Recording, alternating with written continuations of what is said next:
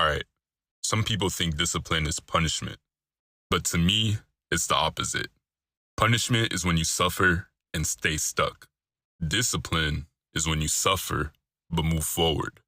As people, we can be geared to punishing ourselves in different ways. The root cause of them can stem from different places as well.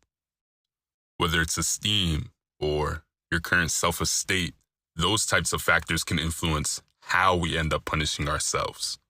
I know for myself, a big way I would punish myself would be the doubt that I had in my capability, just overall, of achieving anything. And funny enough, when I ended up making that shift for myself, the shift I'm referring to is just that shift in perception. That's when I realized that although there could be objective truths, like for example, say if you haven't achieved anything yet, that's the key word, yet. It's true you haven't achieved anything, but that simple shift in perception is how you go about making any changes.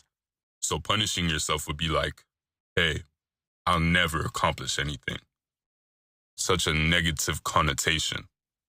Whereas when you shift into the perception and the mindset of growing and discipline, cultivating that for yourself, now that type of jargon within you, it transforms. Now you're saying, I haven't accomplished anything yet, but I will. As you see, that objective truth might have remained. Both people, or both iterations of yourself, they might not have accomplished anything tangible in terms of like a goal they might have had in mind. But one kind of marries that idea and keeps that concrete set in stone, whereas the other acknowledges where they're at, but they use that as an origin point as they go ahead and make the changes that they need to make in order to achieve what they're looking to achieve.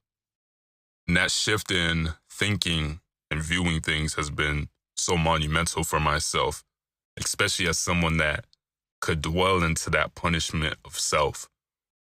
You know, we could truly be our own worst enemy at times. And although it's not such a walk in the park of a task, essentially you're like rewiring your brain from those old bad habits that don't serve you. And as they say, old habits die hard.